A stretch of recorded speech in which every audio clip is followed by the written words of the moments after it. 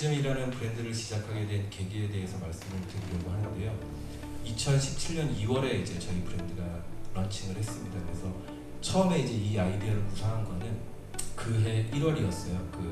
제가 이제 2017년 1월에 어느 순간인가 더 이상 제가 책을 예전만큼 많이 읽지 않는다라는 걸 좀 스스로 깨달았습니다.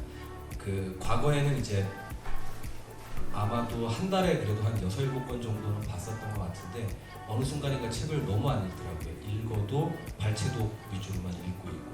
그래서 제가 왜 이렇게 책을 읽지 않게 됐는지를 한번 스스로 자문을 해보니까 일단은 영상 콘텐츠의 시간을 너무 많이 뺏기고 있었습니다. 그래서 그것이 아무리 뭐 다큐라거나 이런 좀 어떻게 보면 지식 콘텐츠와 관련된 부분이라 할지라도 우선은 텍스트 콘텐츠 자체를 굉장히 많이 과거보다 덜 접하고 있었다는 걸 깨달았고요. 그럼에도 불구하고 여전히 종이신문을 굉장히 열심히 습관처럼 봤었습니다. 그런데 제가 느끼기에 종이신문의 단점은 말 그대로 어떤 바쁘게 일어나는 일들을 계속 업데이트 시켜주기는 하는데 거기에 나와 있는 정보들이 내 것이 되는 느낌이 좀 안 들었었어요. 그래서 책을 읽었을 때 우리가 얻을 수 있는 이 지식이, 이 정보가 체화되는 느낌이 좀 많이 적게 들었었습니다. 그래서 이런 좀 저한테 있어서의 어떤 문제를 어떻게 해결해야 할까라고 고민하던 중에 이코노미스트에서 실린 스페셜 리포트라는 꼭지를 한번 봤었어요. 그런데 그게 영어 기준으로는 한 10페이지 정도 분량이고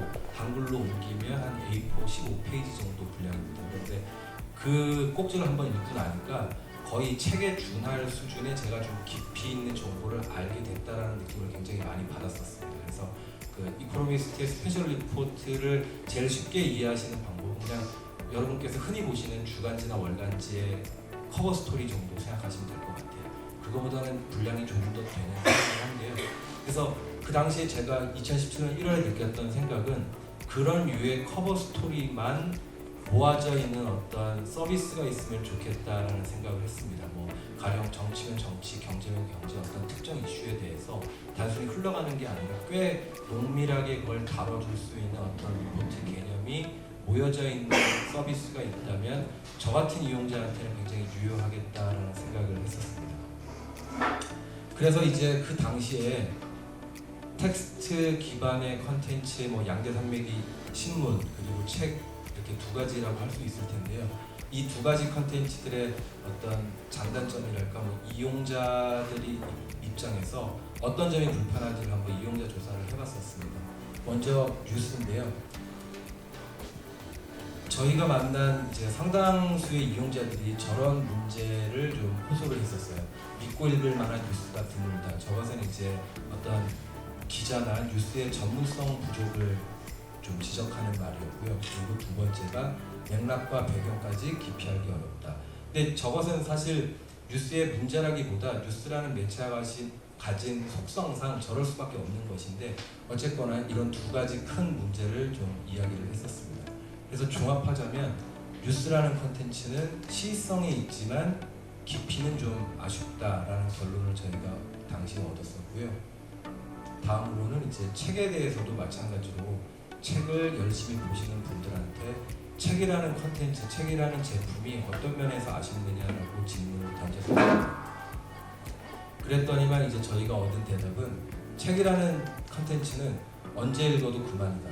그리고 지적 호기심은 있지만 굳이 책까지 찾아서 읽자니 좀 과하다라는 말이 있었습니다. 제가 조금 부연 설명을 드리자면 언제 읽어도 그만이다라는 것은 이건 역시 거꾸로 말하면 책의 장점이기도 합니다. 흔히 말하는 우리가 스테디셀러의 조건이 언제 읽어도 그만이어야겠죠.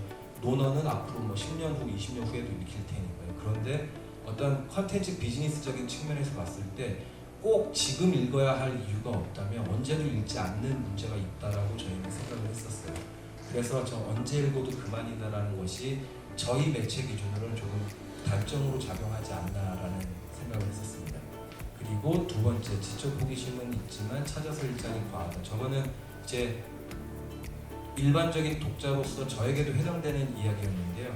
우리가 이제 신문이나 뉴스나 그런 것들을 보다가 최근 화제가 되고 있는 주제들을 접할 때마다 좀 더 알고 싶고 궁금하기는 한데 그렇다고 그걸 굳이 300페이지, 400페이지짜리 책을 사서 읽자니 내 생업과 관계가 있는 것은 아니어서 패스하게 되는 그런 경우를 좀 저 개인의 경우는 많이 접했습니다. 그래서 뭐 2017년, 2018년도에 뭐 블록체인이나 비트코인 관련된 컨텐츠들이 많이 나왔을 때 제가 굳이 거기에 투자를 하지 않았다면 그냥 신문에서 보는 정도로만 만족을 하는, 하지만 여전히 더 알고 싶은 지적 호기심은 계속 남아있는 상태인 거고요.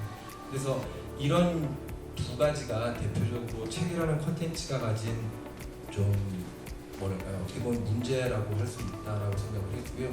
종합을 하자면 책은 깊이는 있지만 시의성이 부족하다라는 결론을 내릴 수 있었습니다. 그래서 저희가 저 당시에 생각했었던 어떤 해법은 두 컨텐츠의 장점, 책의 깊이와 뉴스의 시의성을 결합하면 어떨까라는 생각을 했었고요. 그래서 이 책의 깊이와 뉴스의 시의성을 결합한 컨텐츠의 비즈니스 모델을 구성하는 과정에 있어서 또 이제 이용자들을 좀 조사를 했었어요. When it's cloudy, I don't see you. When it's dark, I lose your spark. Night all day.